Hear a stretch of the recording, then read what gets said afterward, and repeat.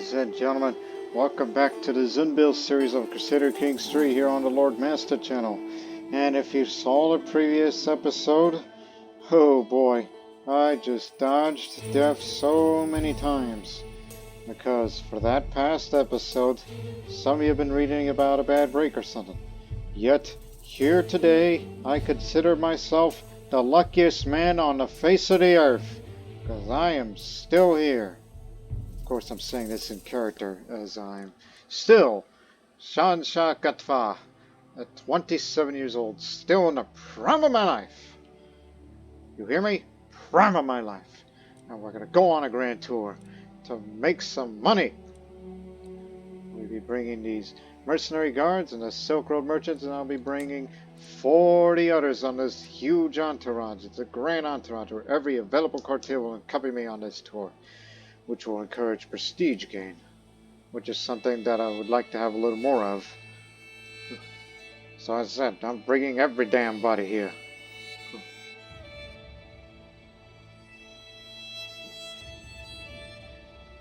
Buddhists, Zoroastrians, Muslims, Hindus, as well as this Zunis, you name it. And yes, that includes my young daughter, Roxana, the heir to the empire. As I said, everybody. And it would be wise to bring your heir along because, you know, we'll gain some of the lifestyle experience for the skills that she'll have in the future whenever she becomes Empress. If she survives the trial, which should not be too dangerous. It's only some of the mountainous regions that are quite perilous than others. But we'll be visiting all kinds of places. So, let us go. And yes, my intent is lechery because, again, I've been dodging death so many times that I realized, well, I think I should just enjoy, I should enjoy life more. In more ways than one, even though I'm not a lustful character, but I'm in that kind of mood. Captain Iraq. He is an imbecile. Oh, great. An imbecile mercenary guard. And this is our renowned Silk Road merchant of the day. So let's get going.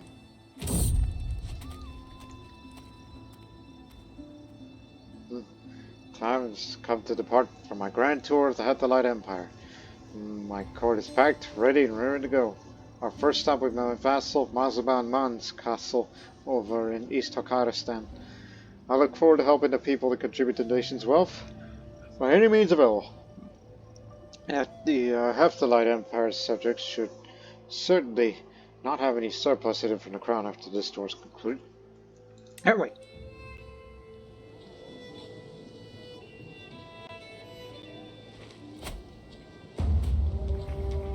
You what? The entourage comes to halt at the gates of Chrome. The call is made for Mazaban Man to Kurdistan to receive me. But after a time, it is more than generous. Not even a lowly servant appears greeting.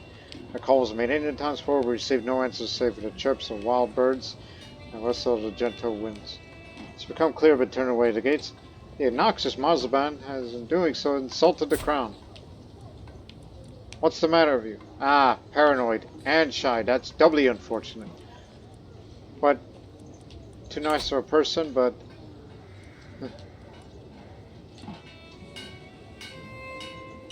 of course I'm a humble person, so I'll just move along then. Couldn't be bothered.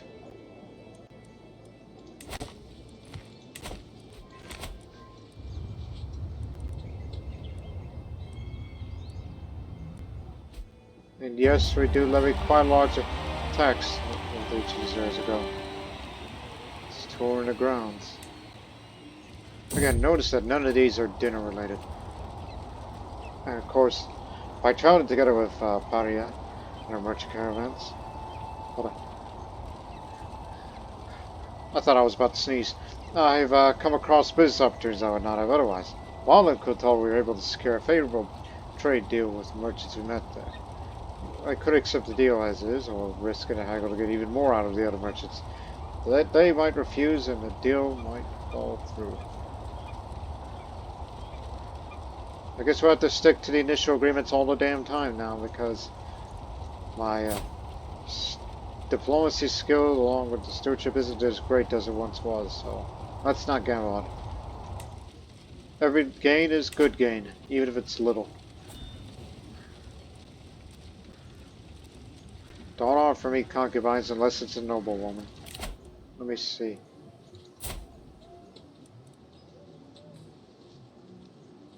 No, thank you. I'll perhaps find one of my own during my tour.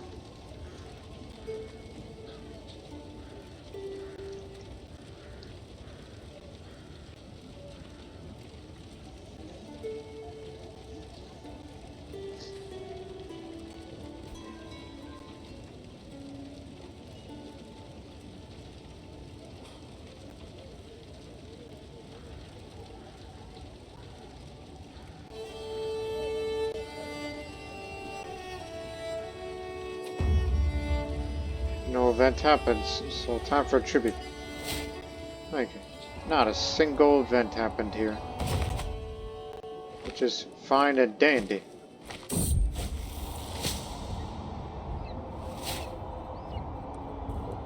Hey, illnesses happen all the time here, and I'm in very good health.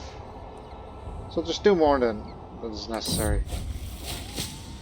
Togo told me to lie down on my bed and I offered my hands. Firmly rubbed and slapped my palms until they were red, and repeated the treatment on my soles. As the finished, he pinched me neatly up and down my limbs. This odd procedure just turned out to be just what I needed. But now, the worst of my symptoms are alleviated and the world seems a little brighter. You're not only a physician, but you're also my caravan master. Even though you help us poor, but try to live long enough during this tour. You are needed.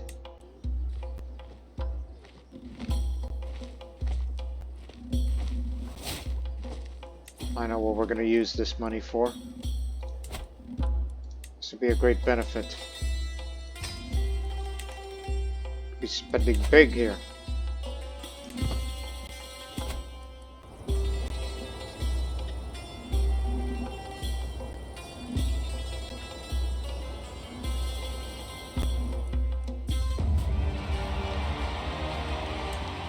Hold the ground.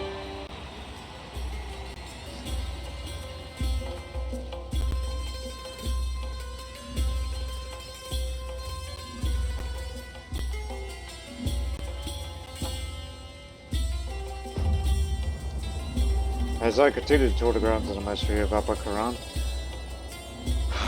my host decides to take it upon himself to show off his hunting prowess. With everyone's attention fixed on Shahanshah Gatfar pierces a faraway stag through the skull with a single shot. While everyone seems impressed, this could be an opportunity to outdo my host and show everyone how a Shahanshah fires an arrow.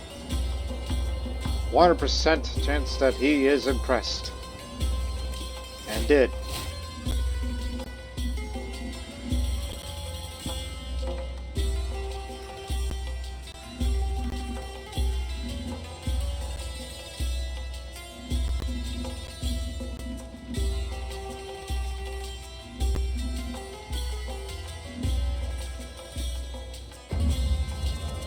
I find myself curious to see how the low lifestyle of the Quran live, so I pay a visit to an establishment where the locals seem to be growing quite rowdy.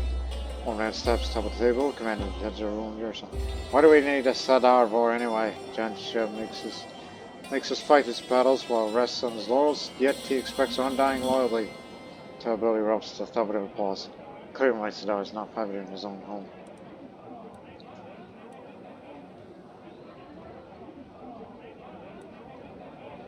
Do not speak ill of the Sadar, how about you? 99% that its control goes up, peasant leaders humiliated. Win the fight. Oh, we're doing this again? Boom. I impressed you again. I'm sure you look at me more highly now.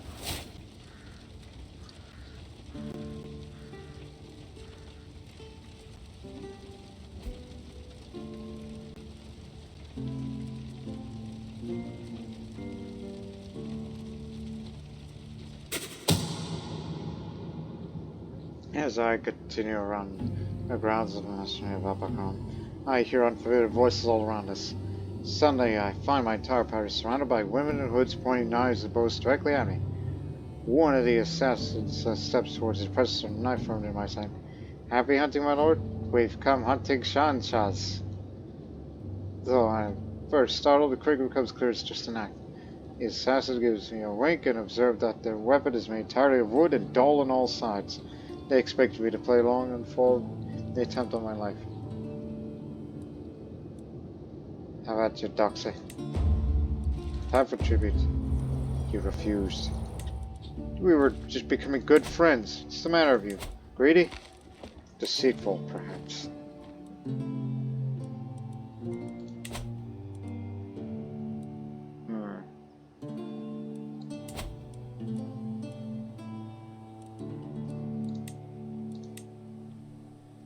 Needs a keep.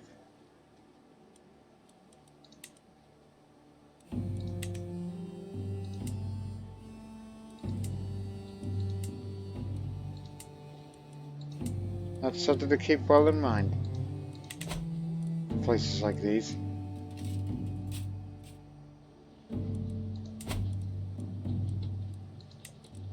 Now what about places like the salt mine? Oh, it was already upgraded.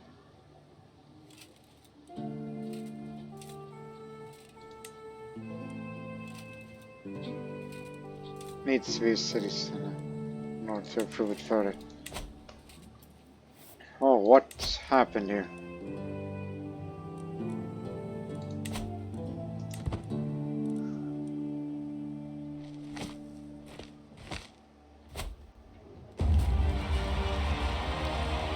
This one is the cultural festival. In fact, the good portion of the rest of this tour is going to be nothing but cultural festivals.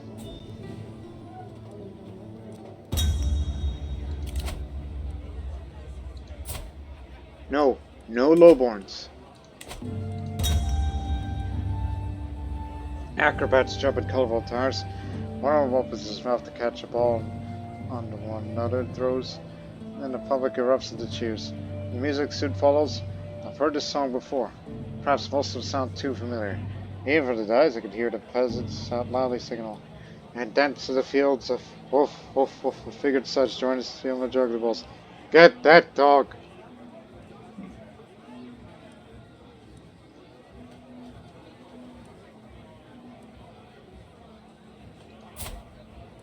Why, a perfect companion for Roxana.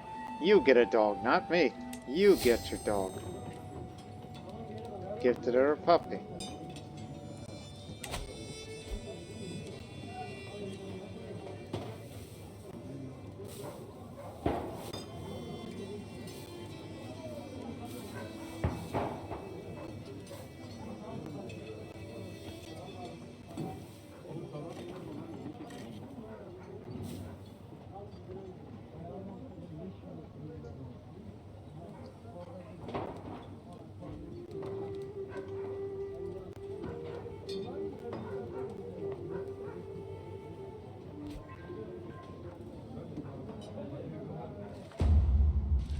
Tribute given.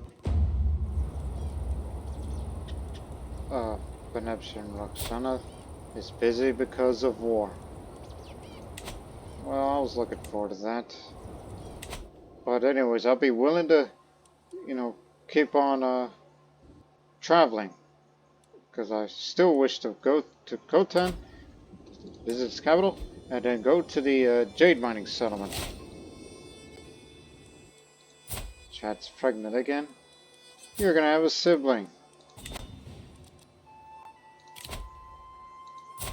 This is a noble. Too much of a sinner. No, thank you.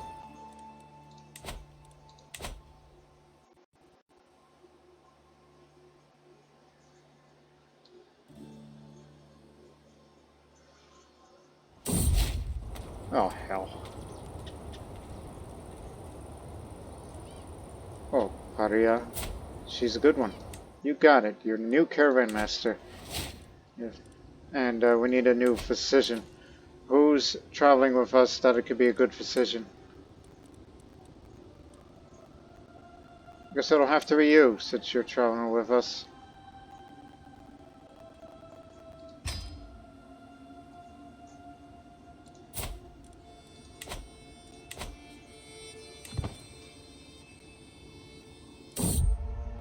This is fine.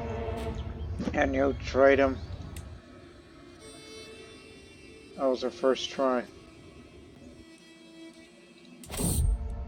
Build it. Build a keep so we can eventually upgrade the mines. The journey to Kashmir has not only brought us directly through the wastelands of Yangazar. We are not prepared to undertake this long stretch without a single source of water, and many of my companions began to look as awful as dried turnips. I need to do something, and fast.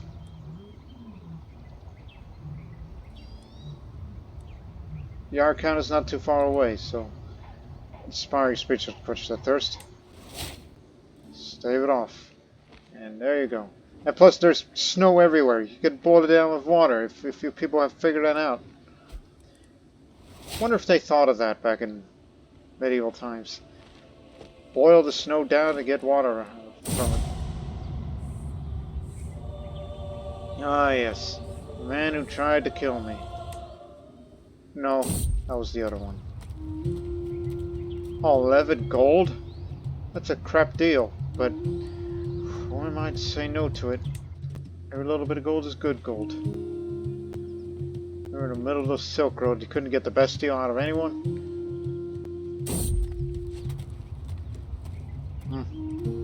Low, and it's almost like it's just bad business this time. There you go. Visited the Khatan capital. Visited the Jane mining settlement.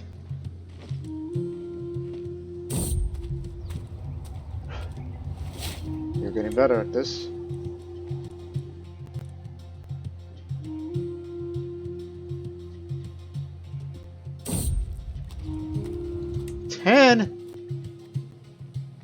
It's like this place is sparsely populated or something. There's hardly any people to trade with. In one of the harsher parts of the desert of Goma, we've come across the remains of some travelers who must have passed away not too long ago. May Zun bless these unfortunate souls in the afterlife. Alas, their fate is not uncommon. Few would doubt the fact that these kind of deserts are unforgiving. After all, those experienced with such terrain and conditions could have met their untimely end in such barren terrain if they're unlucky. We're fortunate we still have many supplies left. Let's just continue on. No, actually, no. Remember, I wanted to be a very pious person. Take time to give a deceased a proper funeral. Since this is Buddhist country, they do sky burials for the natural faith there. I know it's not a feature that's shown yet because this is not yet the update where we have that new DLC. The Nachos do sky burial, I believe. The Mahayana do cremation.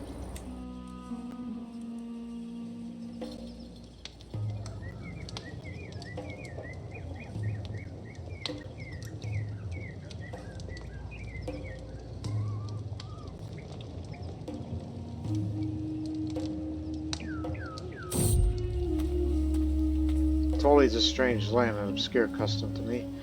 Practices of the Nachos faith are strange and unimaginably different from Zunism, and nor is that more apparent than their attitude towards practice of magic.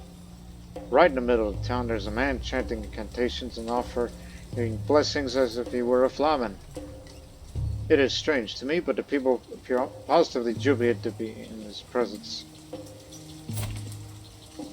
Well, our views on witchcraft is criminal to us.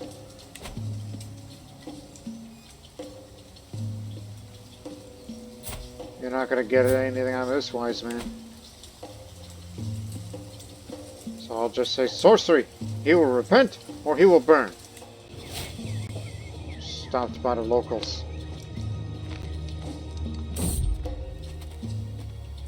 $49, much better.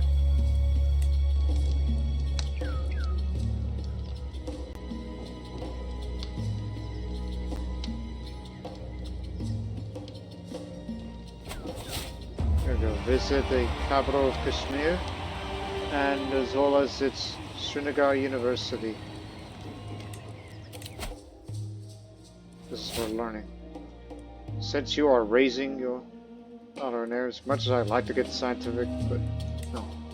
The future is the priority here because of what I've been, what I went through. Look at the scars on my face. You know what I've been through. Glorious things I didn't know. I don't know what I was expecting when I asked Maharaja De Raja Viduk to host a cultural festival to display the customs of his people. It wasn't this. Oh, I didn't know you were Kashmiri culture of our house. Okay.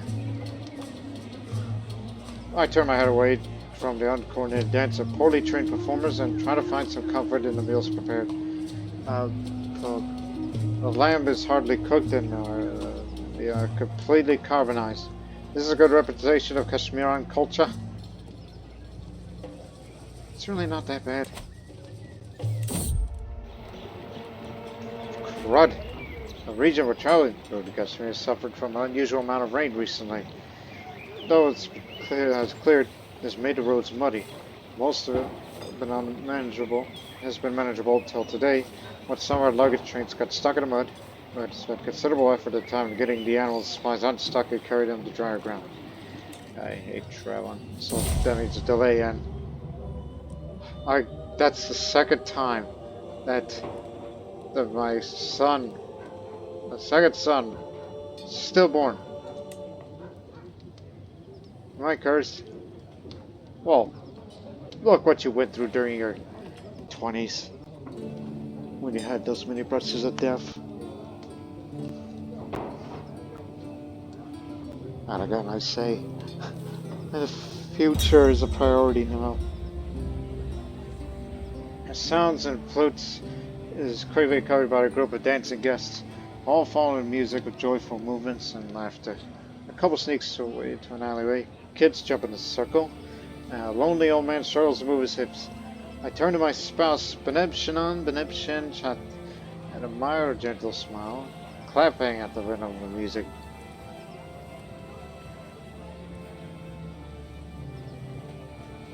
May I, my sweet Chat? After all, she's my lover. Of course you gotta do that.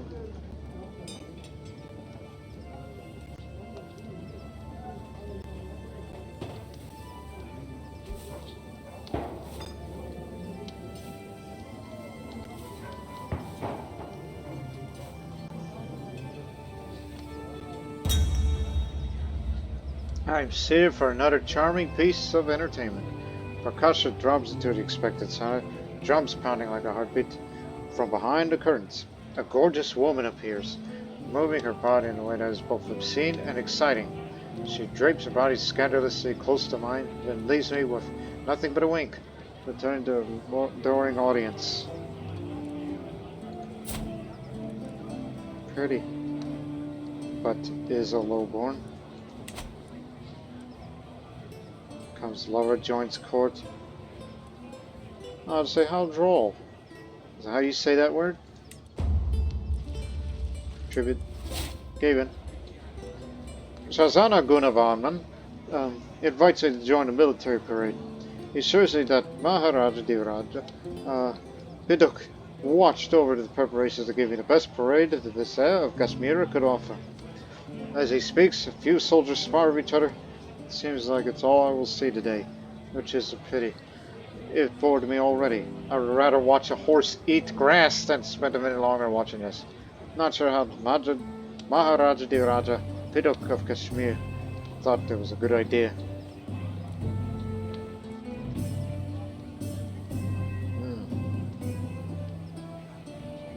I could learn a thing or two from Maharaja Biduk, because I'm a military man at heart.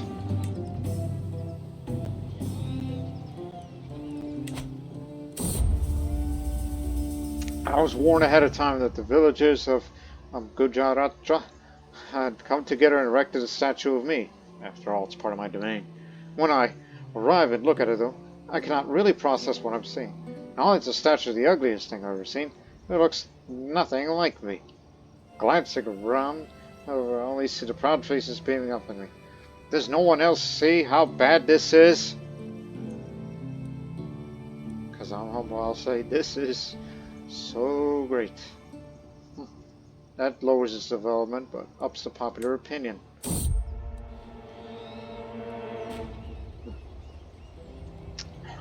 Gosh.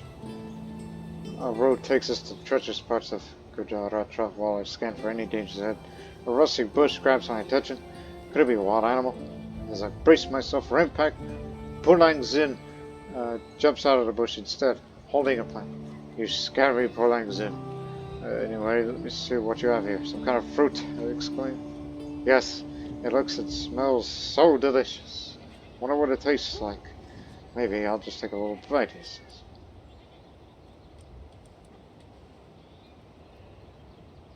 Hey, what if it's poisonous? Harmless plant after all.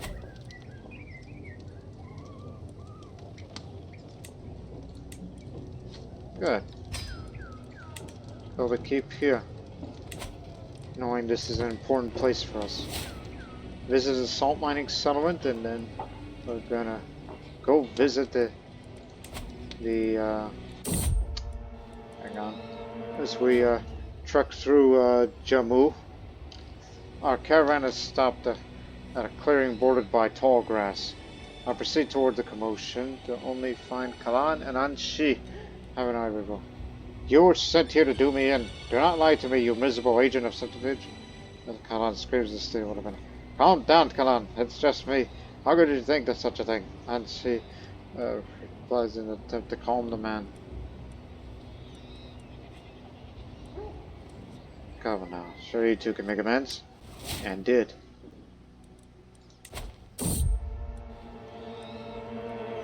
It's for diplomacy.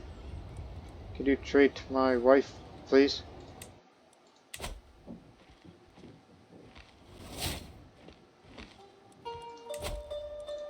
Keep it up like that. If I happen to get a diplomacy perk, I'll be sure to get this.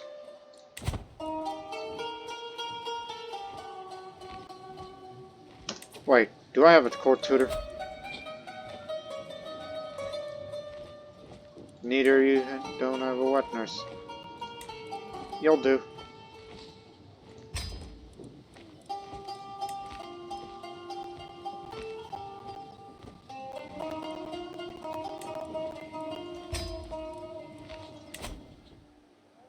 For my children.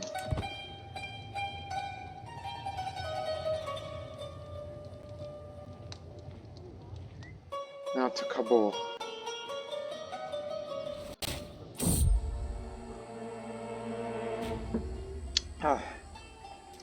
As we managed to get through a dangerous path in Mankayala, we decided to rest for the night. So I walk around the cabin. The sun is strange feeling that someone missing bothers me. I ask around and everyone agrees on one thing. They don't remember seeing Roxana all day. This is worrisome. She's still just a child. What if she got lost somewhere in the hills along the way? She's probably lonely and, more importantly, starving. She's too, for Zun's sake.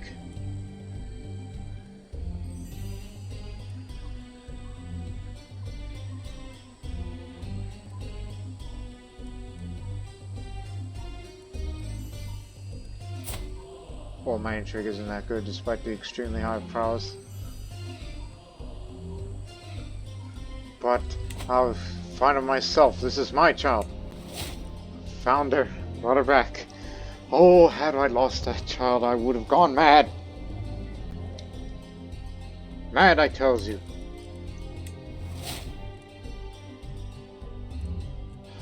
Grand old bodyguard's dead. Okay, give me another one. Someone who's currently traveling with us. You. Okay.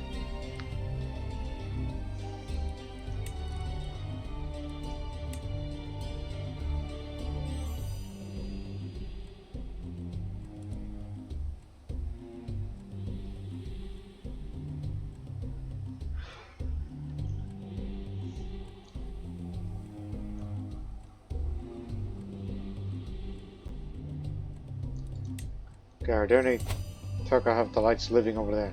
Small minority of them. No Hephthalites live there. And also I'm thinking of some asinine idea of what if I promote the culture over there? Because, you know, we want to spread our culture into the more developed areas, because, you know, one, it's to not only increase the average amount of Turco-Hephthalite counties, which very little contributes if you do more of that. And plus, if you're going to be spreading it to other regions, don't you know the potential that you might bring? If you were to say, if you want elephantry, you've got to have at least 27 counties in India or Southeast Asia that are of Turco-Hephthalite culture, which would take a century. Maybe less. I mean, I'm just over exaggerating. Wood steel, that's down in the Deccan, so you can't do that. 25 counties in there.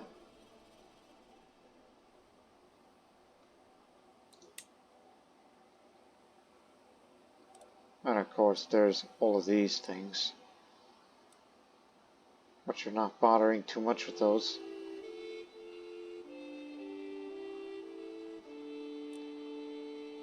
How could I forget mangonels? I mean, since you're so good of a siege fighter, get rid of these things. Destroy this regiment and replace them with the new mangonels. They'll do a much better job.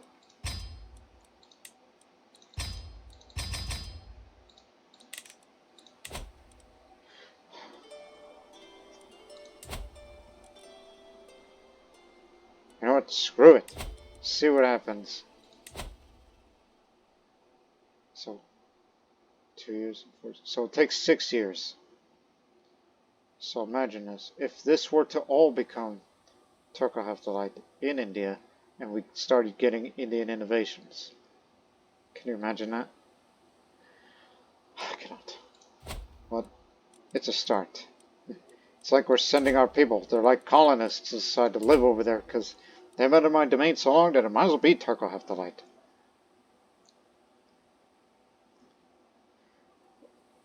But we don't intend to spread Zunism over there. That country remains Hindu. That part of the land remains Hindu. But what's our cultural acceptance between us and the Punjabi? Okay.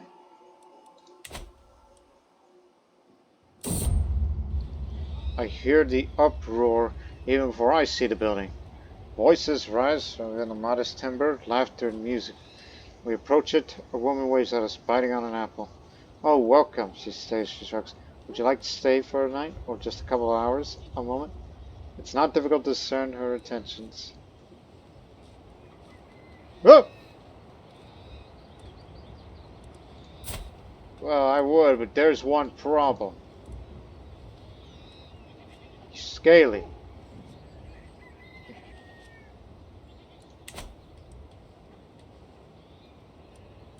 I shall not fall into temptation.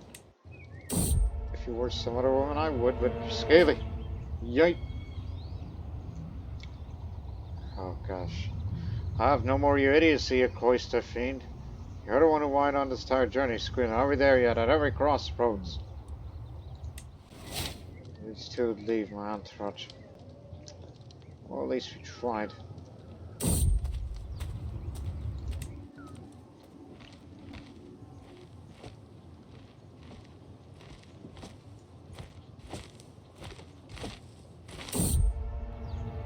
While resting our Charles, we were resting when Katana went to search for some water. It seems he's really thirsty and didn't have enough water saved up in his water skin. Unfortunately, we realized too late that the water Katana drew looked like standing water. Many are aware that standing water, such as those found in marshes and wetlands, are often dangerous for drinking. Perhaps he was too eager or thirsty and wasn't thinking straight. You know, he's already feeling a little sick. I know some herbs that can help. So, we'll get rid of the drink bad water thing. Now for historical context. There is a stereotype that medieval people only drank alcohol or other drinks besides water, as water back then was of such poor quality. However, medieval people knew how to distinguish between water and that could be safely drunk, and water that was not suitable for consumption. As such, they would, for example, avoid water near urban areas or marshlands while seeking cleaner water elsewhere. You son of a beeswax. Turned away. All because you are shy. That's why. Let's just move along though.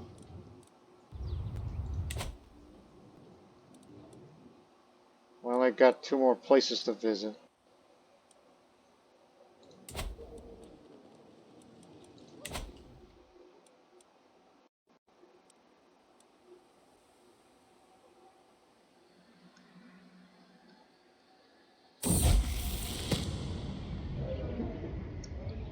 As time goes on and polities change and people move up, languages begin to change. Regional variations build up until the spoken names can no longer be called the same. This occurred in the Cambrian culture, whose tongue is now deviated significantly from its old form. So its culture has changed its language to the Cambrians.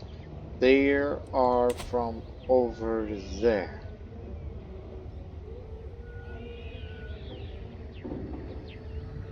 Cambrian. Where is Cambrian? Oh, over there.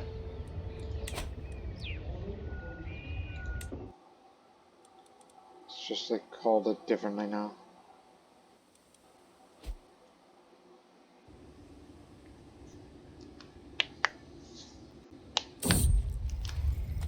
Avoiding the harsh midday sun, made a temporary camp inside a particular very damp camp.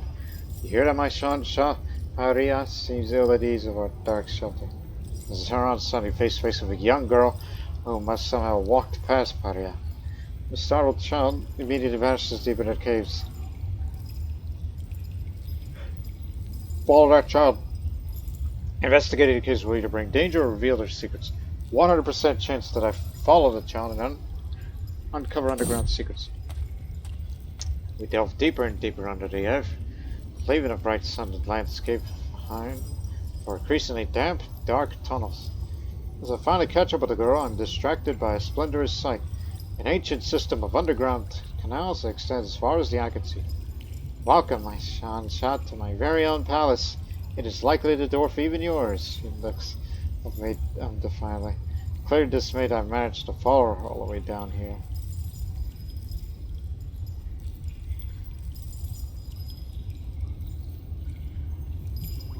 Well, I'm a patient and brave man, so I'll say, let us dive for the treasure hidden under these waters. 74% chance that we find an ancient treasure. 26% chance that I almost drown and make me ill, which I'd off to get the latter. I've dredged up a Sicilian sword. This is an inventory artifact. Tyranny laws, increased romance scheme, and the Glorion Vassalary contribution goes up. Said to be a remnant of the old Sasanian era, this sword is embellished with several gemstones and features intricate patterns, making it a magnificent sight to behold. Although nowadays it's too fragile to be taken in battle. Perhaps this sword was once held by a hero now lost to time. How interesting.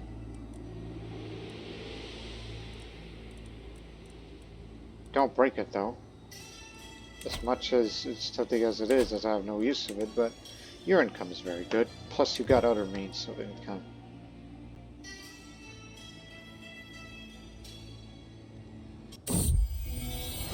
Roxana, my cat, not my daughter. One would think I named my daughter after a cat, but no, I named it after my aunt, who lives in Khotan.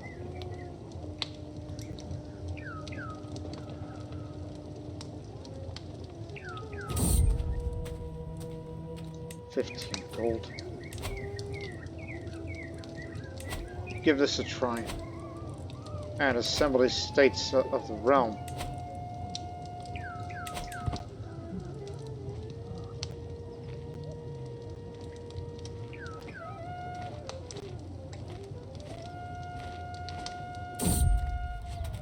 Since leaving home nearly a year ago, I have seen highs and lows, reveled in the wind blowing through my hair, and lamented at the rocks in my boots.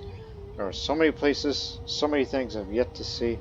Out there, on the open road, I feel free of the stuffy castle, if only for a little while. The roads are full of pilgrims and wanderers. Perhaps it is among them that I'll find a peace of mind. Out here, I'm truly free. I'm a traveler now.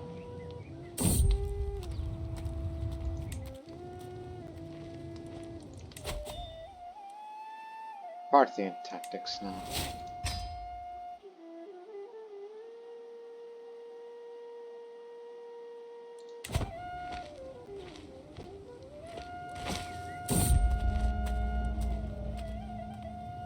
And since you've done these 10 successful trade deals, which I keep clicking on one instead of gambling on it, haggling,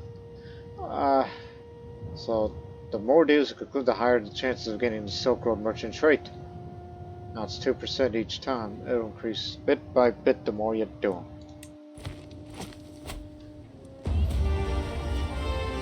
Cultural Festival in Sibi.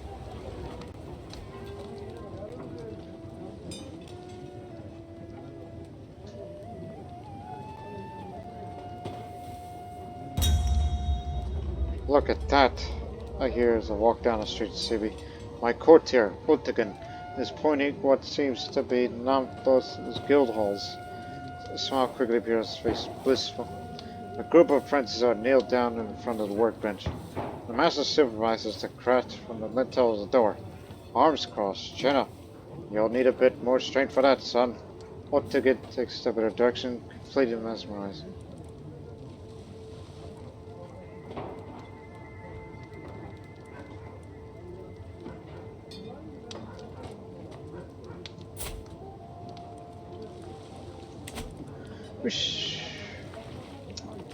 We should invest in the merchants back home too, you know.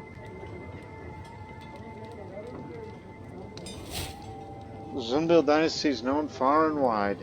It is famous.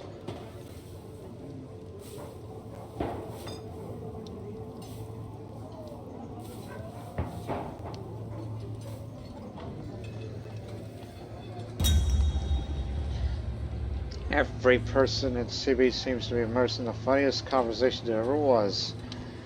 I chuckle, I cough, I even nudge, hear each other whenever they think it may be too excessive. From here and there I manage to hear the word grimly. When I approach the main stage I find Vogat Larid holding a flower crown in his hands with a mysterious sound. Here he is, he announces finally. Our king of grimace and grievance. Grim and grievance.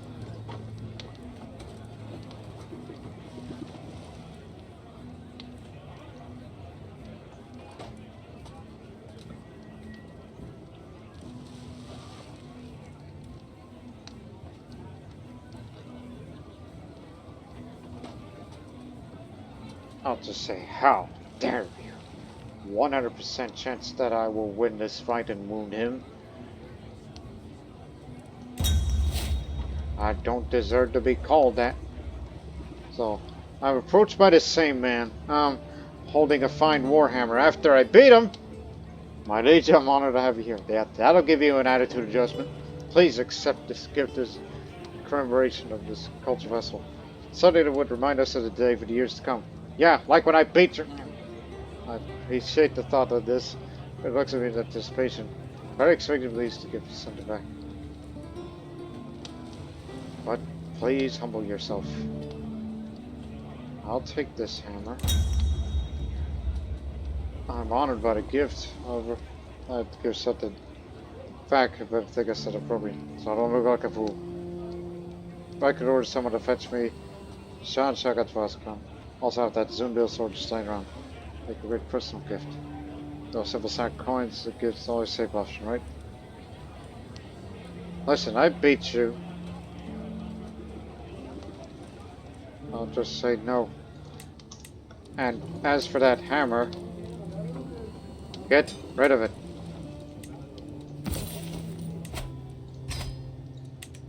I have no use for it.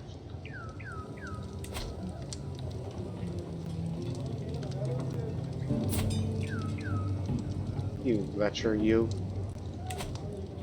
I have a feeling he's gonna refuse the demand to contribute to me.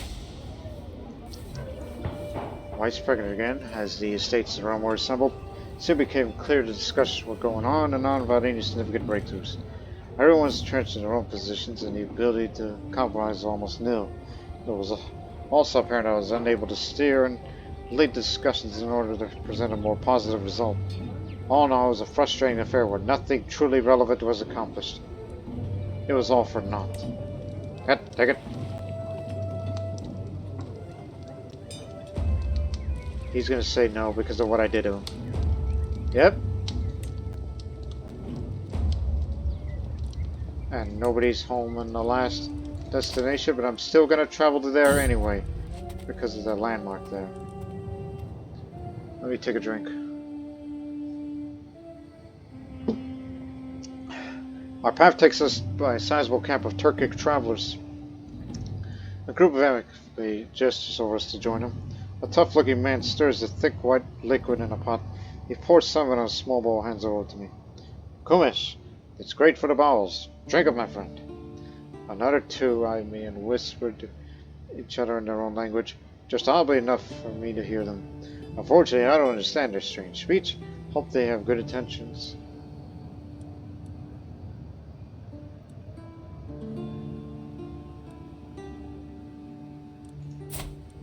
Oh yeah, you're pretty good. So let us hire man. Hire this man to teach us his ways. I got the money. So this scheme will begin with a large bonus to try to learn his language, even though the only language I speak is my own tongue. That's pretty much it. They also leave the entourage.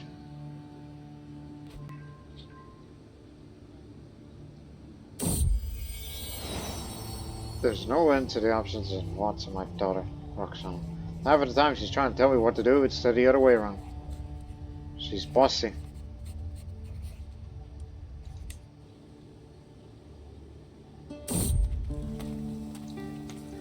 Espionage is home to the famous way shrine happily passed by today. Locals tell us it's uncommon for travelers to spend a few days praying there, for it is said to be doing so ensure safe passage for one's journey.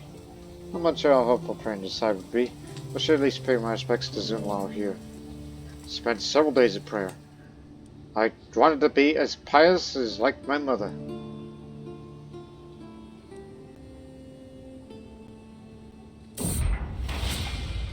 As the renown of my dynasty grows, familiarity with the glorious Zunbil sigil spreads too. My family's great emblems now common knowledge, listed among the great royal families of the region and the highest nobility of the Turco-Hepthalites. As it should be. As we traversed the desert, trudged through the dirt, we encountered a modest wayward shrine. Naively carved, it sports a sun at its head, and below the weathered words, "Here lies Saint Boya of Rudaki, blessed son of Bakowa." Saint Boya of Rudaki? It seems the local spiritual figures being patronized in these parts, not one sanctioned by the Zunist clergy. Cast down this heterodoxy. It's just a bit of mold.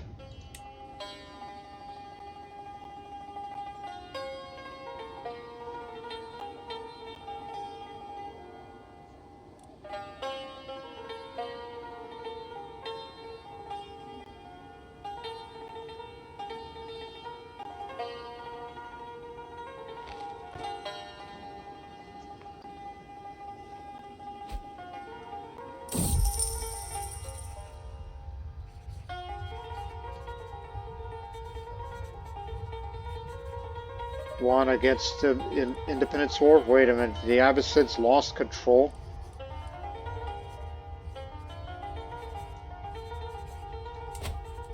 This was part of the Abbasid.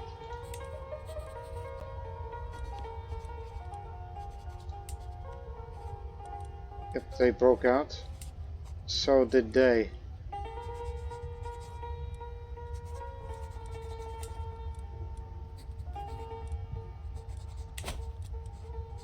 It seems the era of decline has begun in the Abbasid. Something. My attempt to establish trade route in my domain was a failure, as my political decisions and the action on the ground were not enough to gold merchants into league their business from faraway places in my counties. Gold's been thrown away.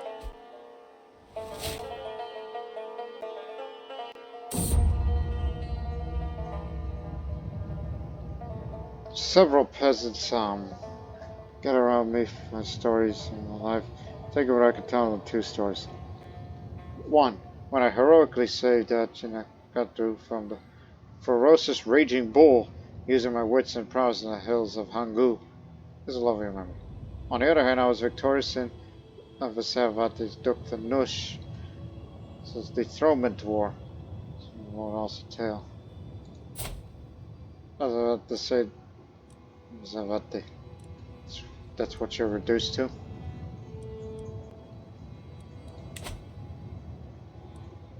But since I'm a patient man, I'll tell the first story.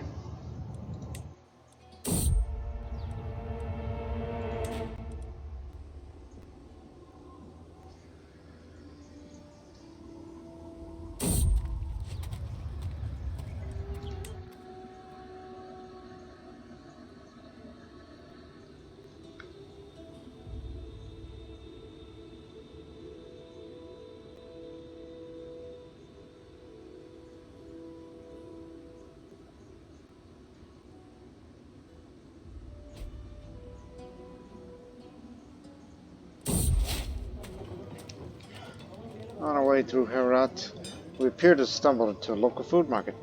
Everywhere, peasants and nobles of every culture and tongue climb around exotic food stalls. They are thick with fragrances I never had imagined. My nose is drawn to a lowly stall stack of a dish I could only dream of. I'm pulled out of my haze to the halting grasp of both. Do not waste your palate on this slop, my lord. Zunbil is of our peasants who have much finer foods than I. I'm the Shahanshah. No. You're humble. Say, I can't believe I almost ate this garbage. You're better than this.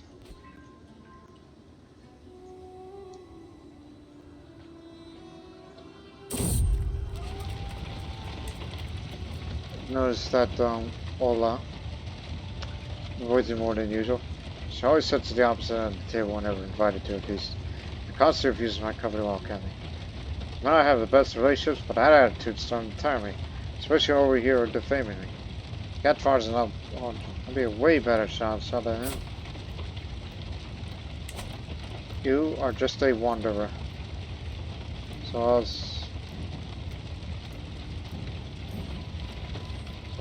you wanna know how it is? I'll show you. You're already on your way out anyway.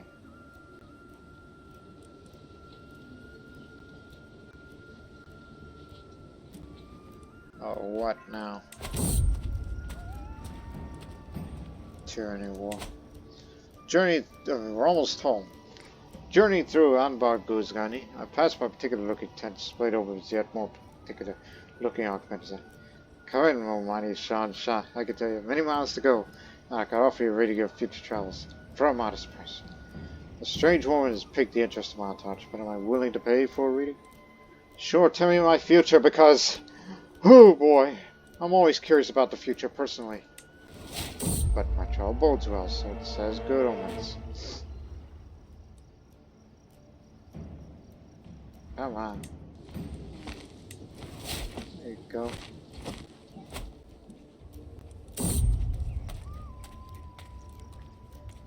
You're both terrible. So off you go. She vanished without a trace. We had to use her as a caravan master because our old one died while traveling.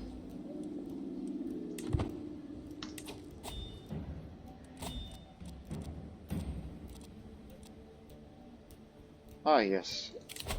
Time for a hunt. If there is a good place to hunt. Is there anybody up there? Stag sighting. Oh, a stag. That's big. No holding here. The other alternative is to go to hell all the way over there towards the Rainbow Mountains where there's no, animals there, but no sightings, you should say.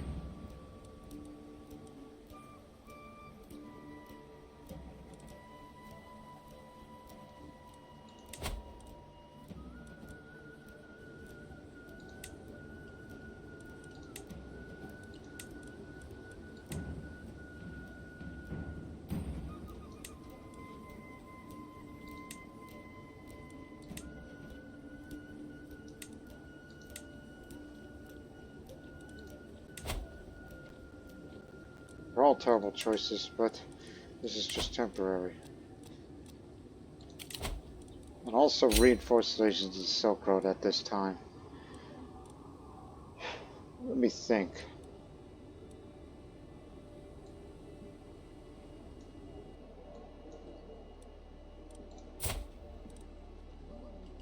You often mention you have a lacking in diplomacy, so go with East Asians. And then subsequently, bring in the East Asian specialists. It's a tiny bit of renown, and with them, that increases your stewardship and your learning, and as well as up the vast opinion and popular opinion. So I'm in need of great, talented people. There we go. Now.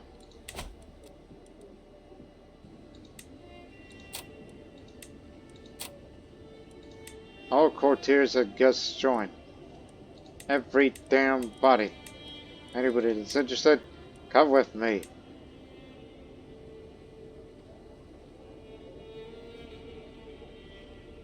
And I know some of you will not come as you have your reasons.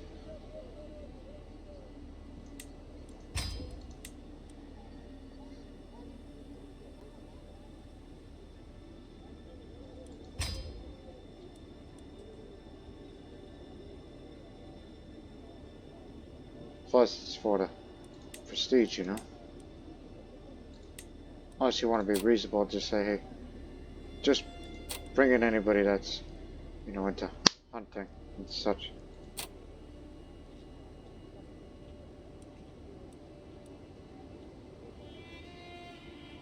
Go ahead. I'm gonna go hunt the stag.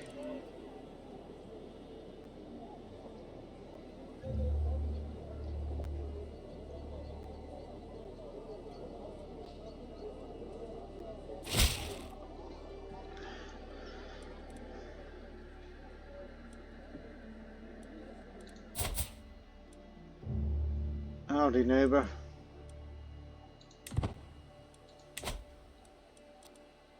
I don't know why I said that, but I did.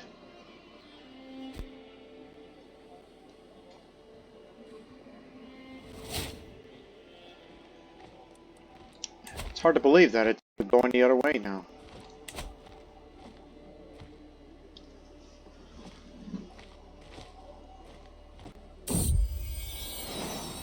Now I have a son.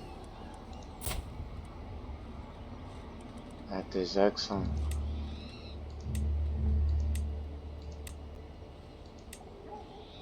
Kungas is your name.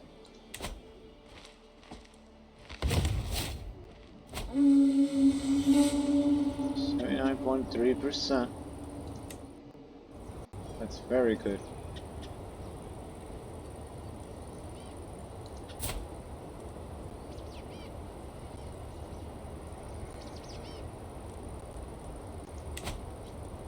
I was about to say, you're into hunting too? Oh, sickly. But come on, you are a Turco-Hephthalite. We are resilient. But may never know.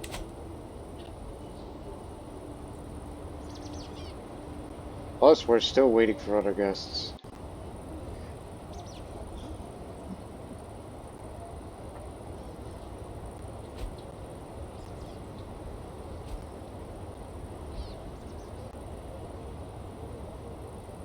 Who knows how long they take to get here? They're probably from the other side of the empire. We're not in a rush.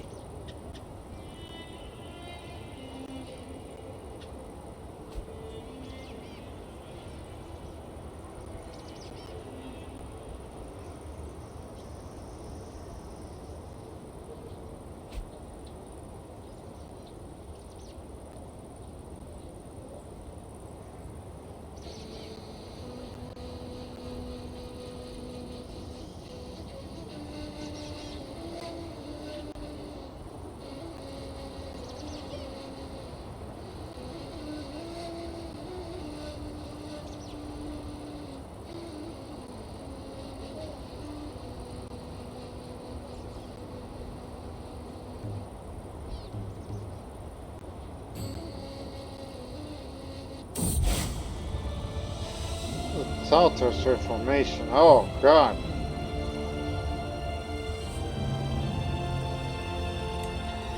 They've done it.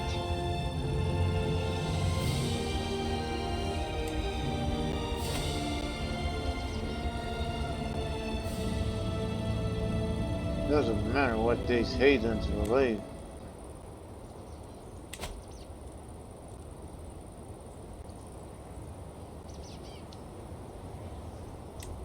Where are these morons?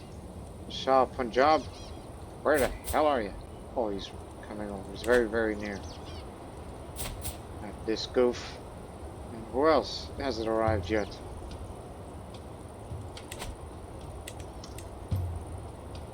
Because those are the only two guests that remain. If you don't get here in these days, very soon, we're going to start about you. Okay. Almost forgot.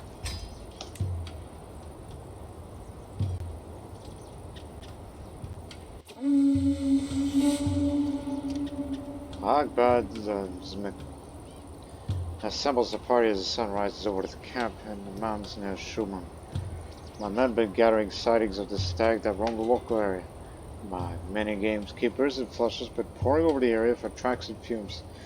A stout buck is definitely in the area, and a condition could hardly be better for hunting it.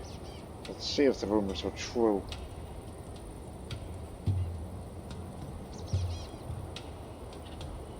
Yeah, let's get out there.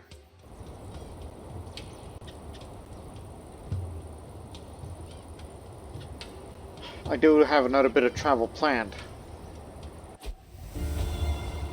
My lord, there is a stag. My wife Chet dares me to follow her to the sparse pines. Once we're ahead of her, she turns and tugs my shirt overhead. Finally, some time alone, my spring blossom.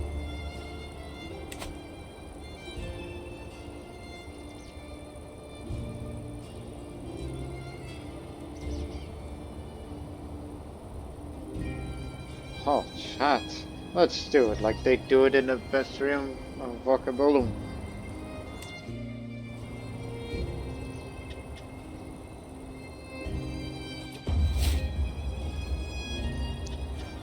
My huntsmen say they know a place of the beasts cover. Nearby water holes and grazings the stag frequents. Though it is by no means the easy thing to do. If we were to carefully creep up on the buck, we could perhaps catch it unawares of our bows.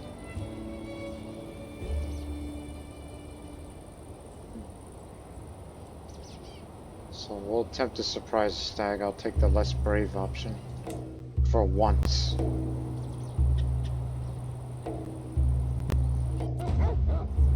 Like all games, the slippery stag has many tricks, bunches, and ruses that can fool even experienced hunters. My vassal, forget louder, has halted the party. Wily stags, but doubly told from retracing its steps, of running trails through all sorts of sun. There is no agreement over the which course to follow, and each moment we tarry puts us further from our prize.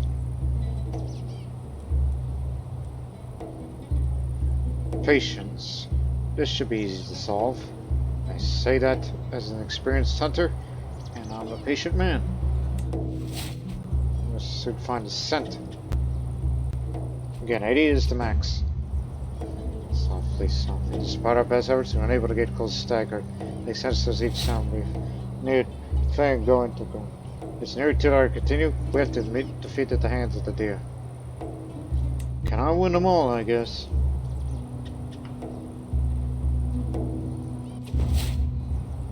Call allowance is adventure, but this outing delivered a good and bad in abundance. Hogbats make this scatters the disappointed party exhaust answer triple. Let's leave this adventure point for now.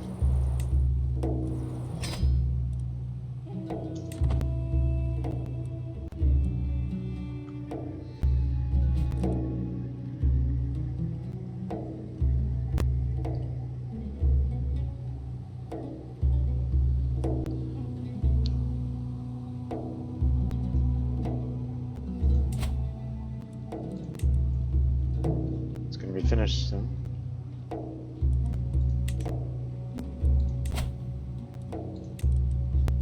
Nine years.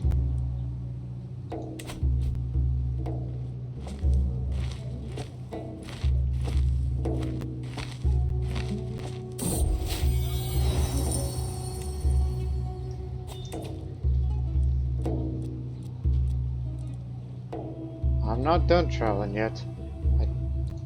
What you doing? At war. Okay, never mind then. Aha.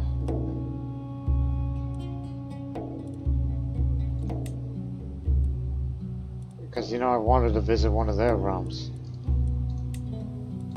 Visit a nearby realm. I mean, that'd be ideal. Plus, it gives you a martial lifestyle.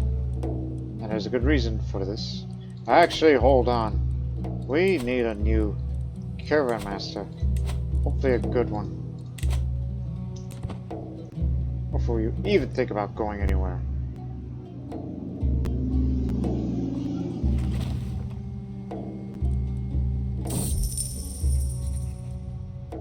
Good. Average. Good.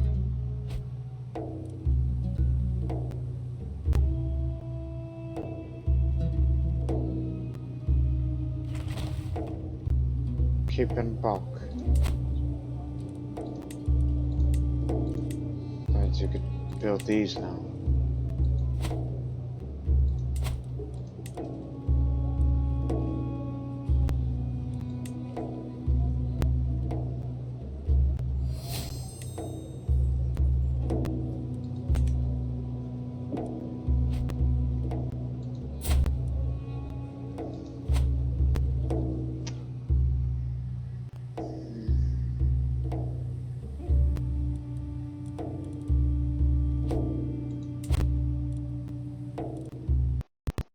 What court type of yours is it?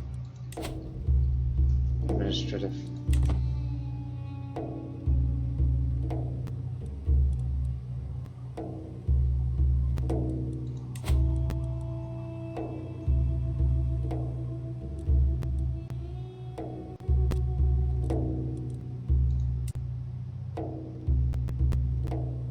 Oh.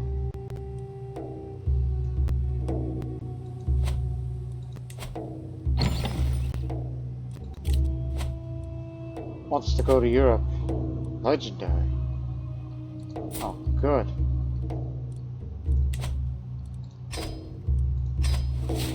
Spending half the money to finance this.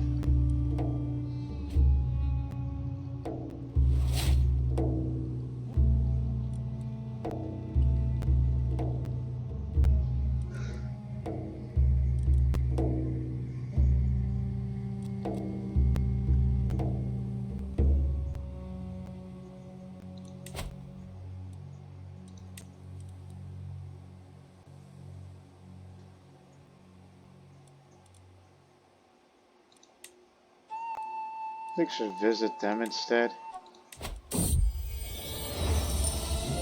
Time has come for the part of my adventure, my Shahanshah, my knight Toge. Bows as well as I can while I wait down handbags. Before I leave, please tell me, is there anything specific you want me to keep an eye peeled for my journey? I want you to possess something truly unique.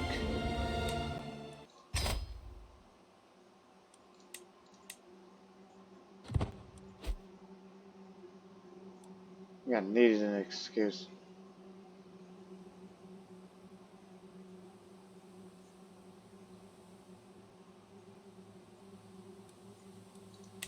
Yeah. That'll do.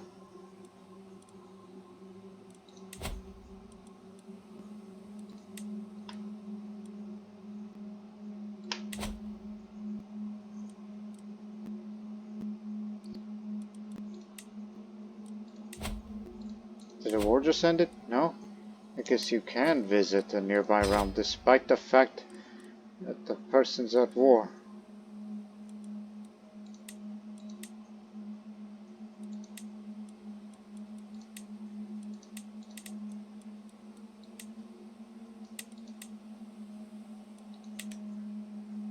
The alternative is just go up there and it's much more convenient.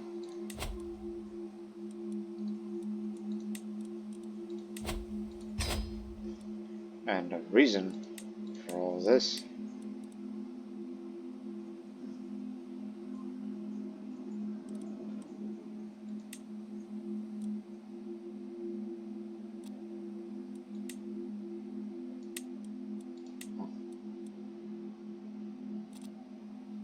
Yes, travel's dangerous.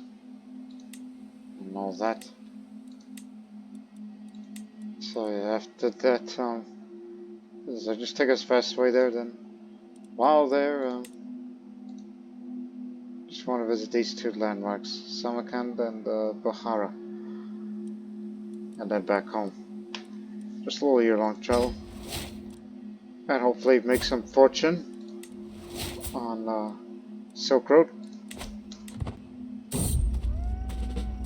It's just gonna be a little visit.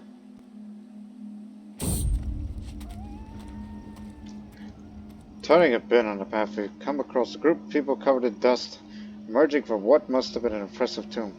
They hoist burlap sacks to jingle and jangle, weighed down by the triggers they've dug out of the ancient building. Times are hard, dear Shahanshah. Our families must be fed and we're not doing harm to anyone among the living. The idiot looks at us with some trepidation. He clearly realizes it does not look good for them. The Shahanshah deserves this cut. Got some valuable baubles. As we wind along the outskirts of Changania, we see a trail of caravan camels in the distance. And we soon meet with their strange leader. I was looking at up there. Good evening to you, worthy friend. Come in, come in. I'll promise you whatever my stall. Like the Hephthalite kingdom herself. More than what they seem, says showcasing countless shining trigs before my eyes.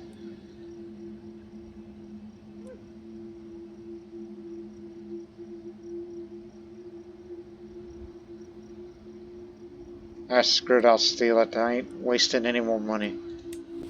Caught red-handed. Got blasted, I got wounded.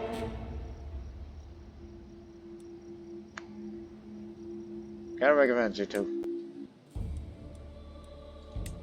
Got recovered from my wounds. Lost my ferret.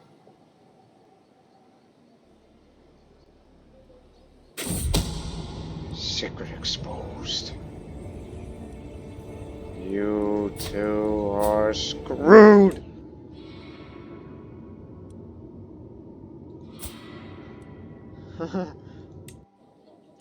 We do not cotton to adulterers. Adulterers. I don't know why I said adult. Like adultery, as if they committed graven images or whatever. You'll be subjected to the sun trial for this. But you know, I've always had issues with you. Ever since we met. Like it's like, yes, I hit you and then all that. New penalty! New penalty! Those that committed adultery is gonna get castrated. Castrated, I say.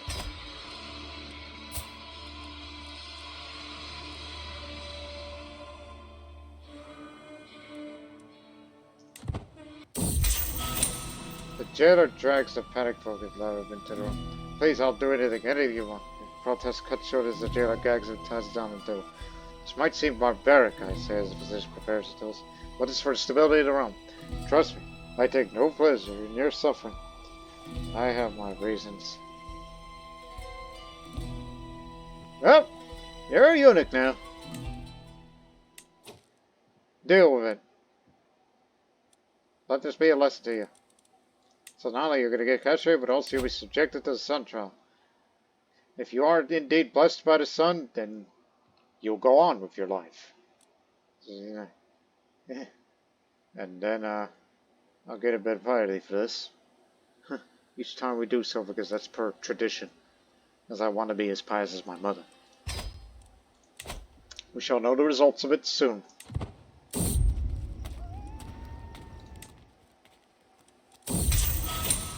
The final eve of Mazbanev's trial, he does not move as we approach. One of the swords put a flask on his parched lips, but the water runs down his chin without response. Zun has spoken, the flyman declares, hands raised towards heaven. The man is guilty. It is Zun's will. And it is Zun's will. After we've castrated him as to set an example to anybody who commits adultery, which we view it as a crime. Not just for females, but for males as well. Now, as for you! If I remember correctly, you refused to pay.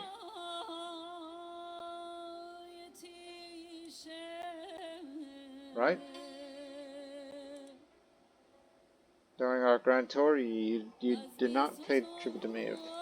I don't know. Memories kind of escapes me at the moment. Plus, you are so deep into debt that you have practically lost the will to even lead.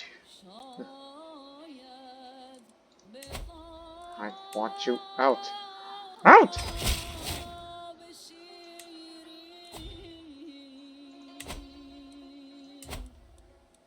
And have someone else from our dynasty to rule. Someone who's not related to the, you know.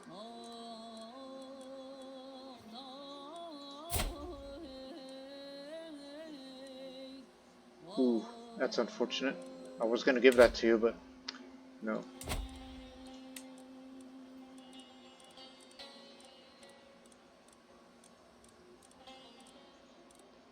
Now look, I'm not a wrathful man.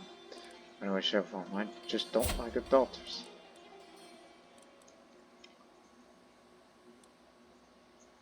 Ah, you do indeed have a legitimate claim to it. You're a craven, so that makes you more submissive. You'll be the one.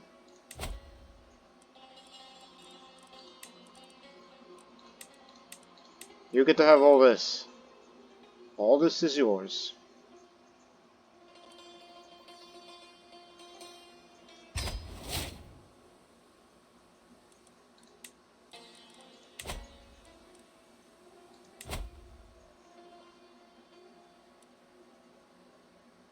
Although matrilineally married to...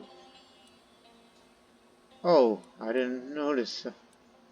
You're the heir to Raja Kashmir. If she dies of cancer, then this other one will have it. Okay. Don't get too worked up about it.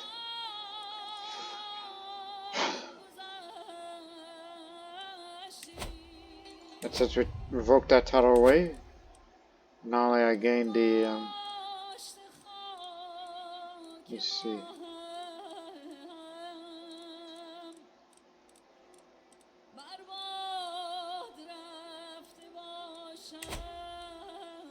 I ain't got no clue.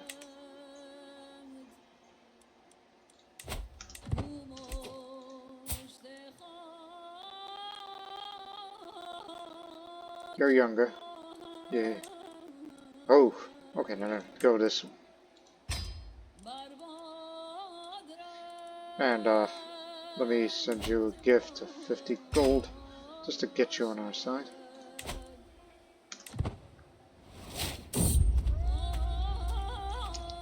Truly, a stroll through Bakhat is a gift from Zone. The tranquility of this place is suddenly and abruptly broken by the furious grunts and clattering on. Hark! Get me out of this metal prison. My squire took offense at my manner, even going as far as to call me heartless and has abandoned me. Whatever this strange man did could not have been enough to justify being stuck forever in his armor. I could, of course, have someone help him, but is it truly worth it? Well, consider it gone for a price. Just a bit of mold.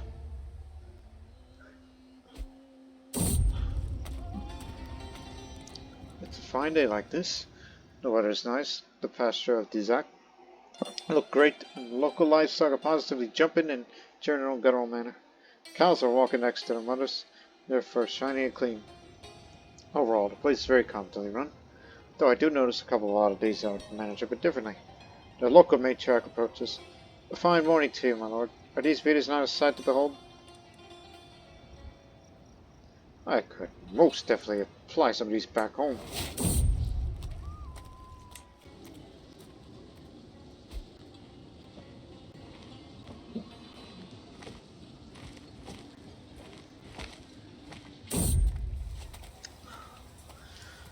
Alright. Say our prayers as I become a paragon of virtue.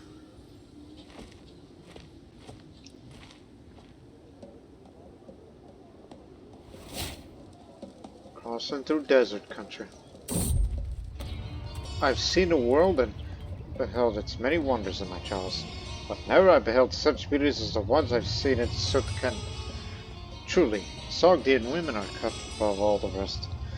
One particularly fascinating special has taken my eyes, like a peasant woman by the name of Agatha. Pretty little sweetness.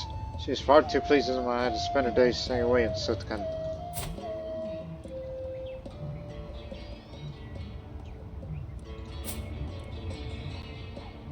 Say, how'd you like to be my concubine, huh? And she is. Oh, already. No contact seems to be extolled virtues of Zunism, but you fail to understand the importance of Zun to be living a good life. It's paramount that this is not this again. Allah, if you are listening to me safely from this Paptiro, I beg of you. Guess it's not the first time. He leaves the entourage as my care and master. You can't leave! Oh, he just did. I paid you good money for this!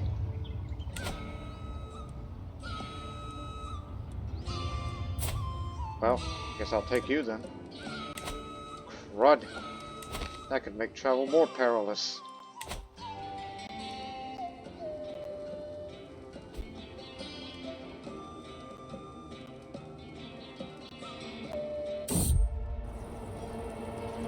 Oh, hell. That's a giant toll bridge.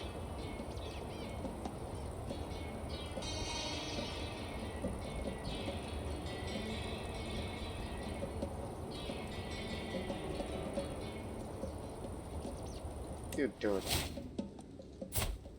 Protect my bodyguard. He's been healed from his wounds.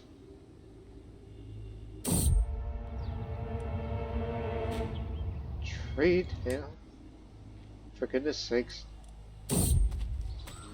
We've been traveling much of the day, weary and tired. There hasn't been a good place to probably rest for several hours. Wasn't supposed to be a well-traveled road, yet lo and behold, we eventually saw a small stream of water, and what's more, there were old, worn-out bronze cups hung by the chains to the nearby boulder. It seems that the locals, or perhaps whoever's in charge of this region, generously provided these cups to travelers to more easily collect one. Thanks Zun for this refreshing water. Keep in mind, right next to Sirdaya. Yeah. One sec.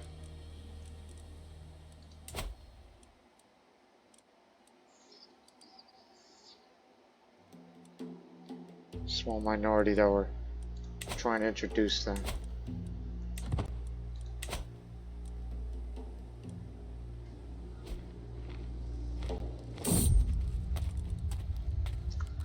Every morning since we reached Telego, my high shamans and leaves our litter, the sunlight glides away from my sight. I decide to follow our path and find our lively chat with the local high shaman, Demir. The ceremony begins and the light of candles illuminates Demir, while the shadows play against the walls like autumn leaves. Zendaga conversates. What are you doing? My liege, it just occurs to me there may be more than one truth.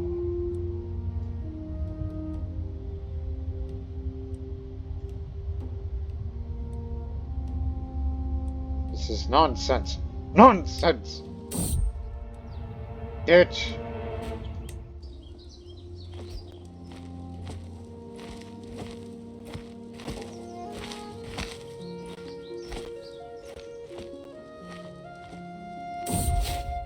There we go. Reached our capital here. I arrived at Jen. My host, Hanya now of Zerdaya, is wondering what I do planned here. Look, after all my years of being a strategist, I'd never figured out its military tactics, so I need to learn how you Ugus fight.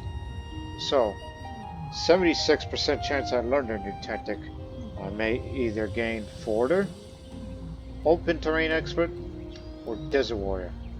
Or 23% chance I get frustrated. Now, Desert Warrior. That'll be very useful.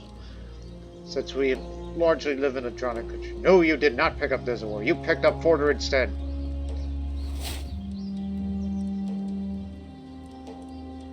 You didn't pick up both. You could only pick up one.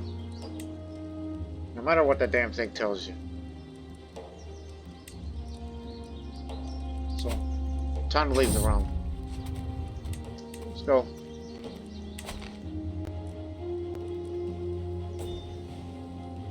But hey, it increases the travel speed when you're a forter.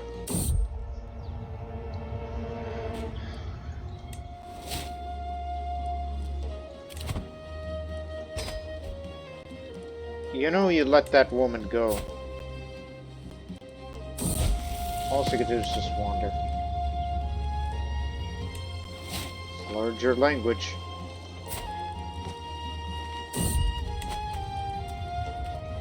Now it's 3%. During my travels, I've come to realize that the Ugo's locals here in Uzgend value wars above all else. Squabbles are settled with violence, and those who put their life on the line for their realm are considered the bravest. I spent much one afternoon discussing with them some of the finer points of their warlike culture. Can you show me some moves? Yeah. We are complete out of pomegranate cakes. My Courtiers, veiled cutlets, and fine cheeses, and bowls of pillau, and even turnips. Should have packed more food. There's not a single crumb left. There's nothing to eat as far as the eye could see. We're gonna starve. Perhaps I shouldn't have had that triple serving of roast swan with lemon sauce yesterday.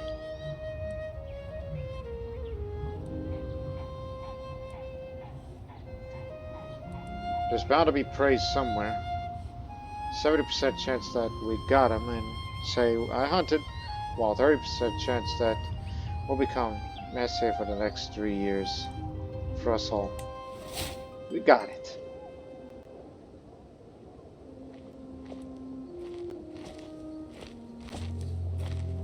Keep hunting and you'll get there.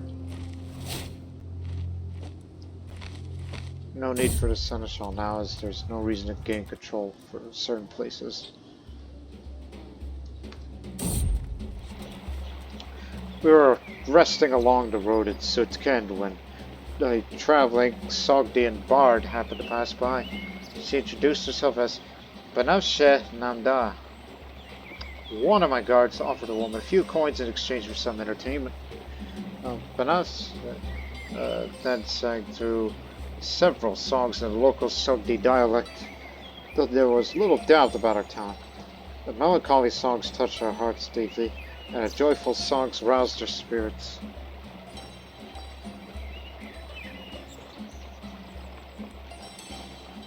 I'll try to note down the songs that I like. So yeah, these characters, we heard some local folk songs they really like. They made a note of all they could remember about these songs, even if it's not the same as hearing them in person.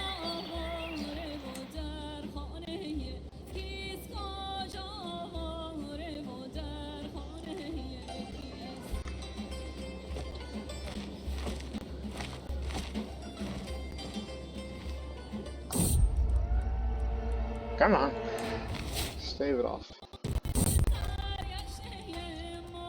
It seems our caravan's become a little lost in these foreign lands. Taki has been trailing us around Radar for hours. They last saw those trying to ask for directions. He does not appear to be an expert West Iranian speaker. Well, let me try.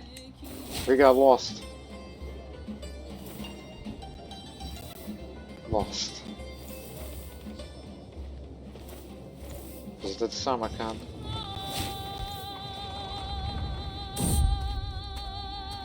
The sun is high over the camel farm in Dabuzia, and I seek shade beneath the protective hide strung over certain areas of the farm.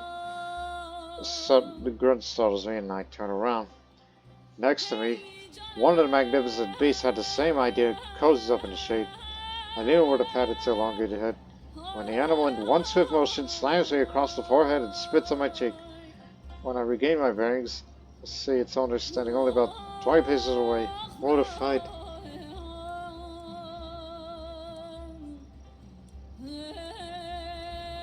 You and your beast need to learn some manners.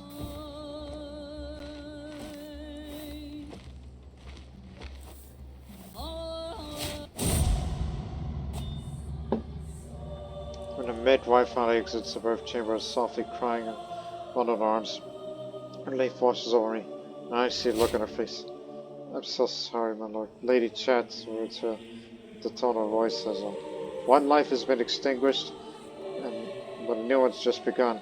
I must stay strong for my son here. Chad's died of childbirth. This here, my third child and second son. Your Dishdera. Read a name. Such tragic beginnings.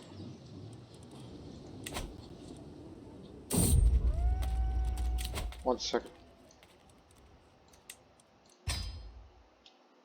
2 more perks and then you're the strategist. I am Akbar of Samarkand. I have bested dozens of men in combat, and honestly all those fights are very dull, so here I am on this road looking for someone better than me, someone I can learn from. If you get best me in combat, I'll become a valuable and loyal servant. And so on this day, I demand to meet one of you in a fair fight.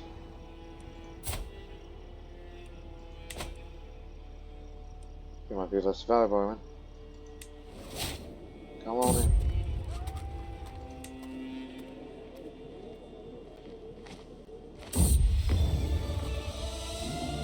My lord, my knight Toga announces arrival with surprisingly loud voice. Proud to hold up a package securely wrapped up. I returned from Europe with an artifact from my journey. I take the bulky bundle into my hands and loosen the cords for peeling layer after layer of fabric.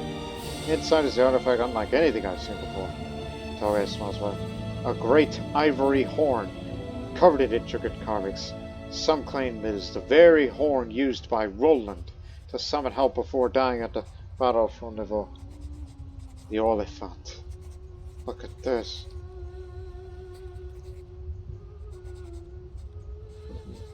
Army movement speed faster.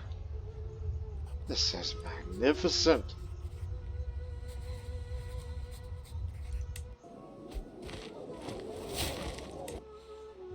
We gotta put it somewhere. Get rid of this lamp. See? Look at that.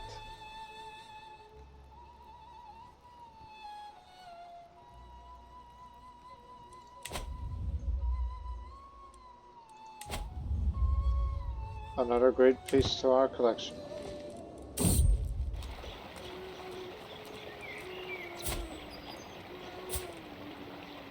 Here, come home with me. No. You got enough room. Just bring him along.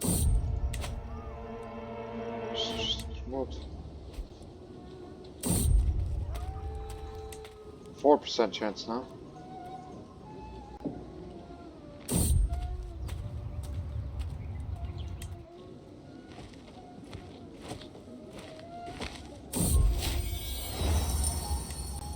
Okay, 2 things here.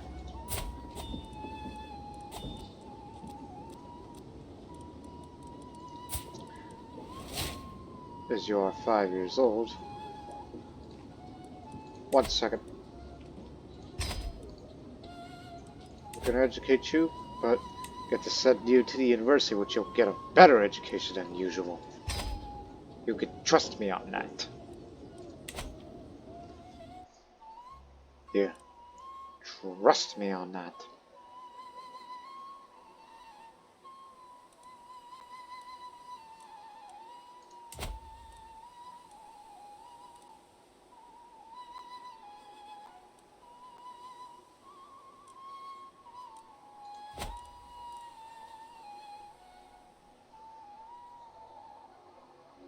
Oh, trying to think.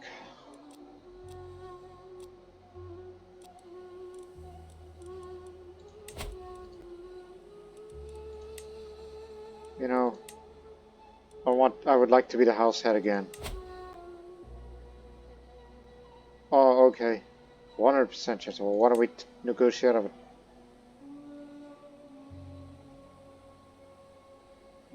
If only I had a hook on you. I mean, look, you've been good to me. You did some convincing, and I'd like to have this back. And if you don't, you're a coward.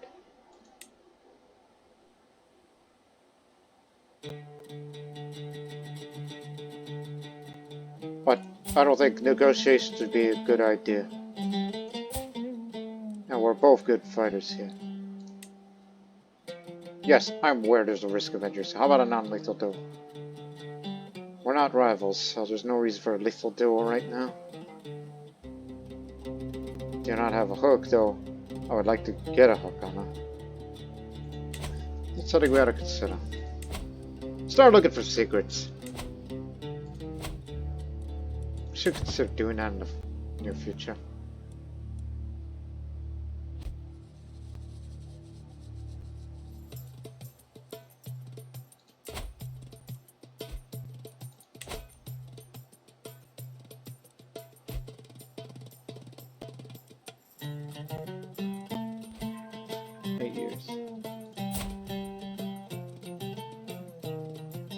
I could have had that.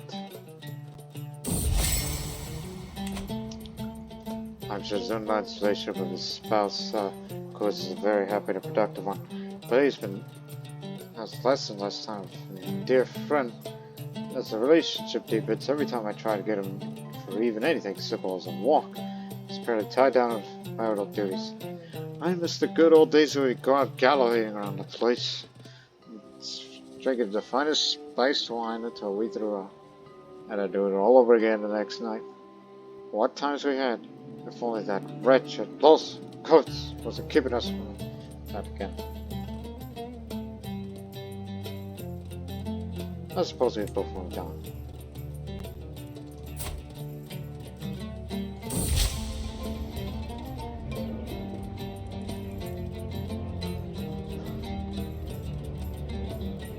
I think you proved in your point.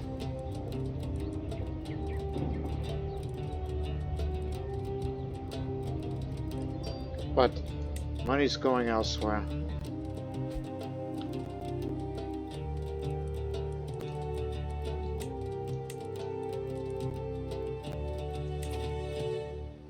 Look at you!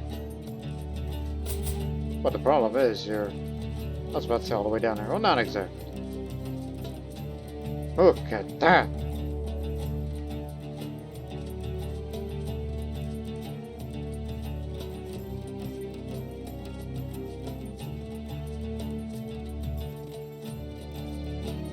But I need some of high stewardship. And unfortunately, that can't be you, because you're lowborn.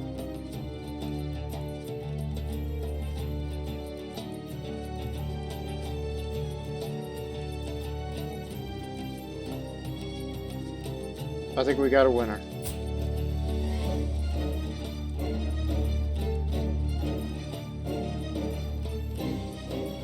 She's lustful, vicious, stubborn.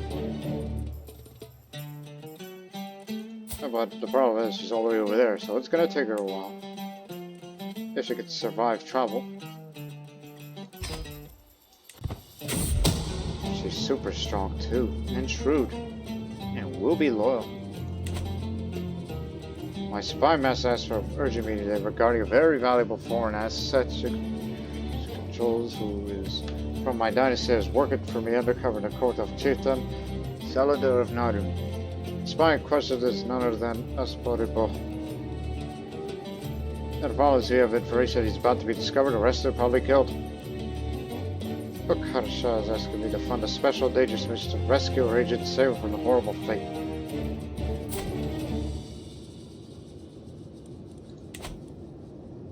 Proceed with the mission. So, you order my spy master to execute the mission. Depends on her high intrigue skill, high prowess, and being brave. Failure to the mission depends on my husband. Yeah, the opposite. May not have the prowess, but you got the high intrigue, and as well as its education. So. Go ahead.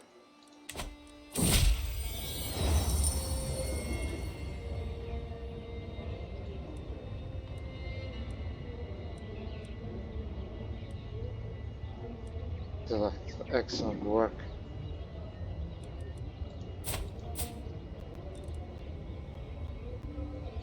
Hey, wait a minute.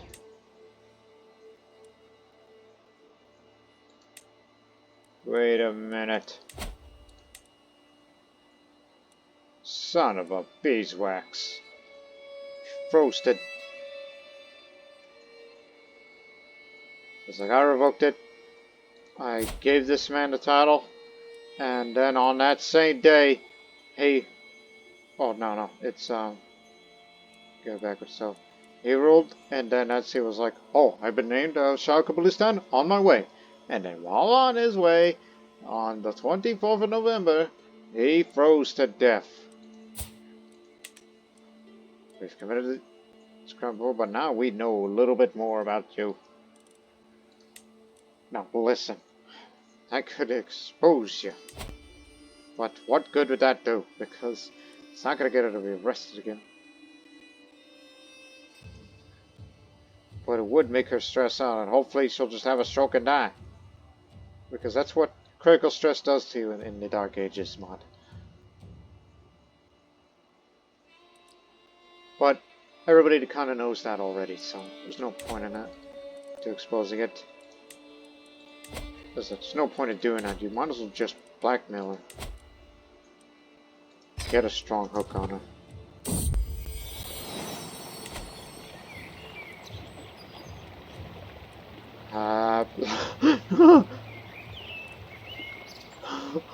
I'll skid you instead. But, you know, the Manichaeans, we view them as evil and they consider us as evil. And this is just some courtier nobody gives a damn about. Says you want to do horse furist fashion? Well, I'll skin you instead!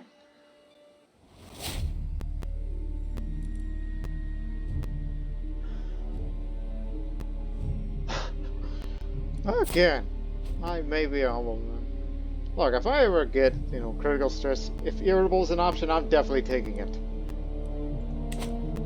It's just I have my bouts, alright? Terrible dangerous mission, not supporting more than half the rescue team dead and the mission failure. Unfortunately, I was unable to save him. Brings me great pain. Killed by the chief.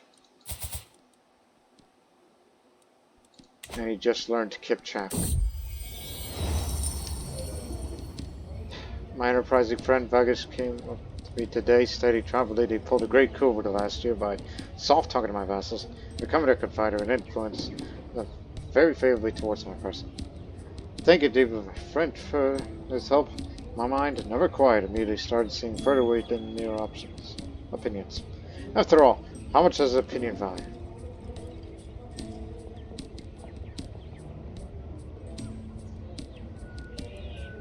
Let me see. Just want to look at the opinions of the powerful vassals.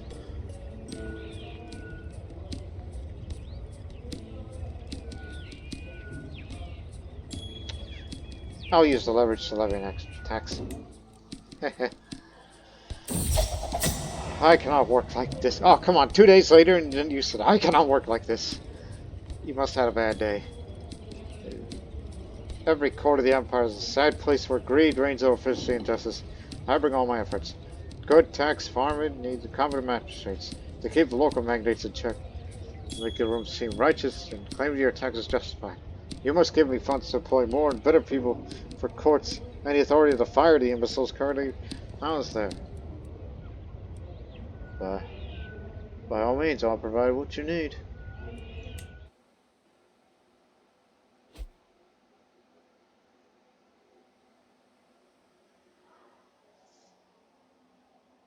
We'll end the episode in a moment. Roxana is now the same age as I was when I ascended to rule. My path was filled with hardships, being responsible for the home realm at such a young age. Yet it made me the man that I am today. My childhood was much different from my peers. Instead of childish games, I played the game of adults, played it and learned it well. There is suitable land, the Cosmopolitan of Akan, where Roxana can become ruler as I did, but is she ready? Is my path the only one that prepares for the harsh future?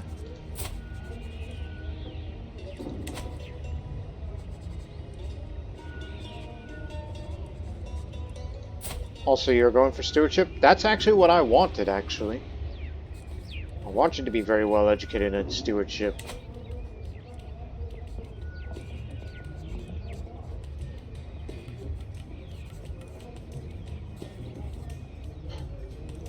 it would help our stewardship, but I'm not gonna... Actually, second another part of the domain. Yeah, lose one land and then control somewhere else. Yeah. Yeah, that's the idea.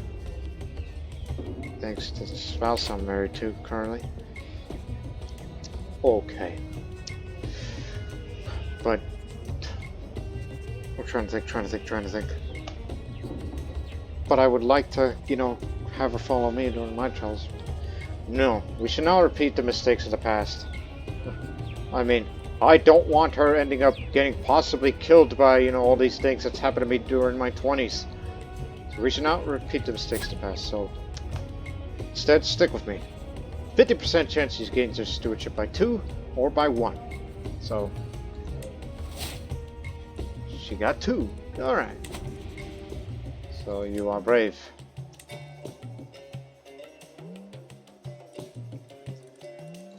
So let me see. I mean, I've always wanted to go on another pilgrimage, but we already did Multan. I don't think you've gone over there yet, and there's a good reason for that. These places.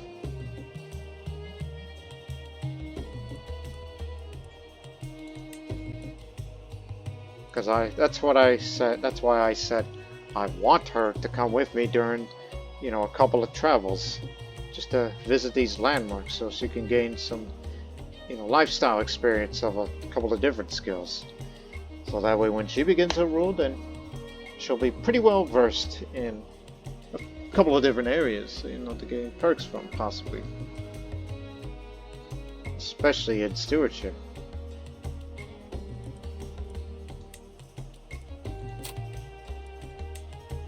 You have to. And you're not that far off at all unless you want to reduce it, and you can do so. So we'll consider doing that in the next episode. So again, in the next episode, we're going to keep raising Roxana as she will continue her education and stewardship, which I really want her to be at her best at it, just to have more land for our family and such. And think about considering, where can I hold another piece of land from? Because I see these other areas that I've not yet conquered, that I wanted to create a greatest extent. Perhaps one of these areas?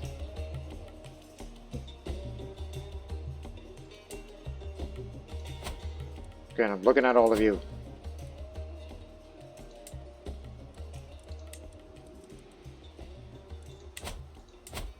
Oh, there's that aforementioned Rainbow Mountains.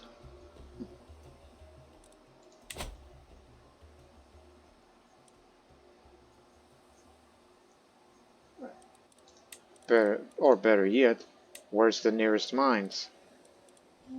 Since we have a tendency to, you know, look at those.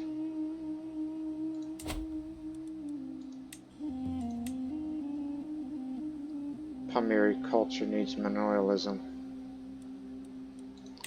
Ah, hell. You know what that means, right?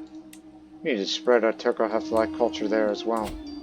Which, there is no Turco-Hephthalites living there, so... well, we're gonna have to change that.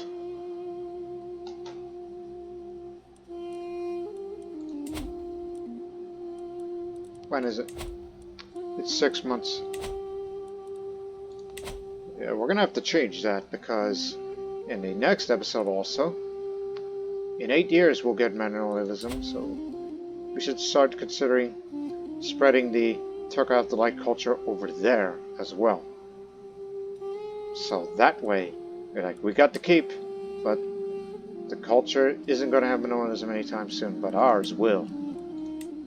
And you see what this will give us, especially with this station siege weapon effectiveness. You know what? Station them right now for future reference.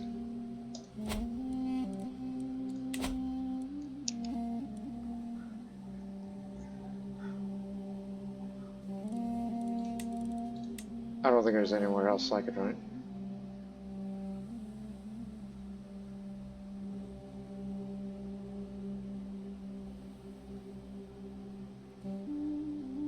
We have Kaf. There's that great fire temple over there, but of course, you cannot construct that building, because you're not a Zoroastrian. Just one more look before we get out of here. Because I was about to say, I don't think there's any more nearby mines out there, or any of interest that may catch my eye on. Great Fire Temple, you can't construct that, not Zoroastrian.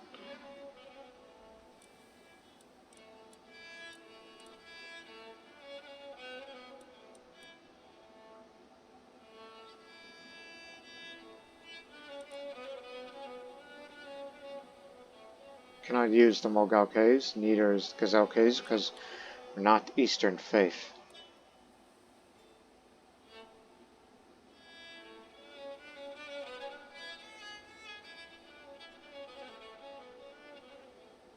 Nearest mining settlement's over there. Not too far off, actually. It's there.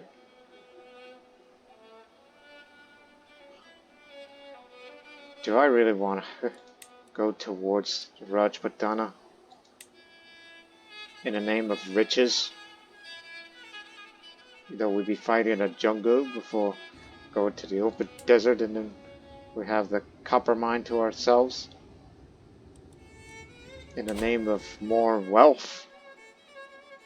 Perhaps. But of course, wars are expensive these days, so you need to raise a war chest. And subsequently, I also want to go to pilgrimage and all that. So we got a bunch of plans that's coming up for the next episode and for the next few episodes before I will finally put this series to rest, because I really want to start another series on another game. Because knowing how long this series has gone on and how I've become slightly burnt out with it, even though I'm really having fun with the inner realm affairs, which is why I'm not too expansive crazy as I was in the early part of the series. So, we hope you people enjoyed this episode. So, until then, so long for now.